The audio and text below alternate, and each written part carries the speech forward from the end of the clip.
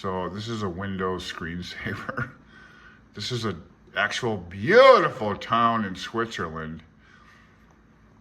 You know, look at this place.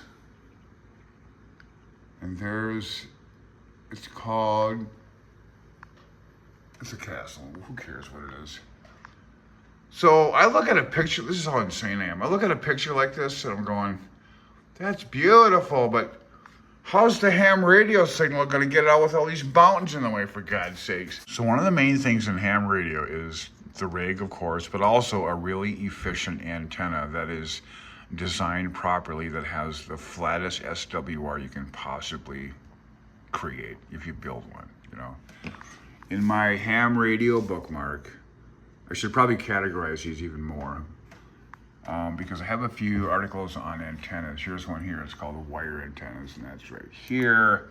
This website it's just awesome. It goes on and on and on. Every single antenna you can ever think of is in here. And it's basically just, here, let's go to, I don't know, Zeppelin antenna, Led Zeppelin. And it just explains the configuration. It doesn't seem to be, yeah, it kind of explains what these are. It's pretty good actually. There's a few other ones here I have as well that explain. There's a vertical antenna. This is one of mine. This is what I like, because you got different ways of, this is a vertical dipole. Oh, a vertical dipole, okay. Anyway, whatever, it's just, this website is chock full of different configurations for antennas. You know, quarter wave vertical, this is what I do right here. Or this is the configuration that worked. But anyway, so in ham radio, it's the radio gear, but I think what really gets people kind of deer in the headlights look at you is when you try to explain what kind of antenna you need to have, a big giant damn antenna outside, you know, in the trees, you know, like they're like, what the hell?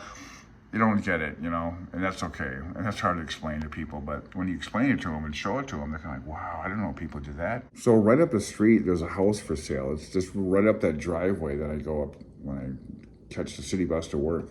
It's on a hill. I mean, it's way up there. It's like way above where I am right now. I mean, that'd be the greatest place for ham radio. I mean, I wouldn't even put a beam up there. I could put like antennas, like dipoles all over the place. There's trees all over. Put a vertical antenna up. Nobody would even know it's there because it'd all be hidden in the trees. It's a perfect spot for blasting out a signal. I wouldn't even need a kilowatt. I could do it there, but I could run like 50 watts and be heard really well up there, I would think. It's for sale. I wish I had some money. I'd buy that just to put in a great ham radio station. Maybe the house is shit. Foundation is cracked. The whole place sucks. But it's on an elevated hill. I can put up a giant antenna and be hoid. That's how my brain works, man. What the hell? So I did have my ham radio equipment set up in here when I first moved in. I had the ICOM 7300 sitting over there, you know. And that's the only rig I had. And I had a kind of a part of a DX Commander vertical set up.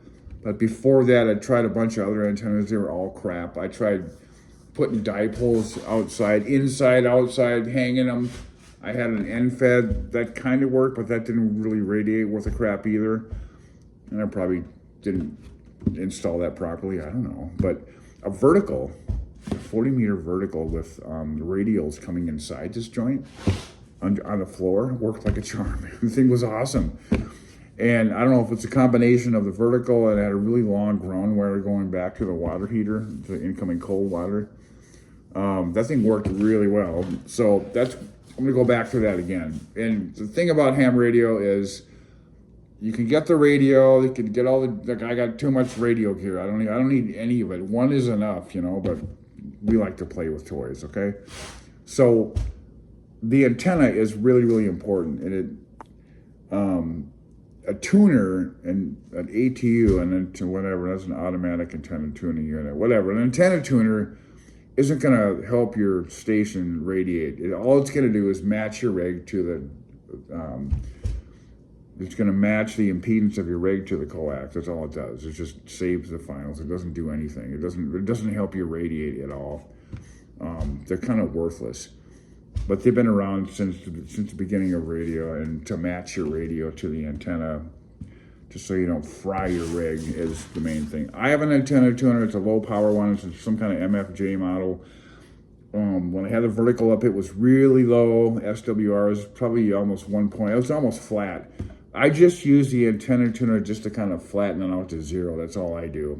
It's really not even needed, but you know, I have some kind of idea of security in my mind. If I can bring that SWR from 1.5 down to 0, like, does it even make any difference? To me, that's my thing. So anyway, so yeah, that's my little spiel on antennas. More to be revealed later, I guess. I don't know. 73, have a good day. Why not?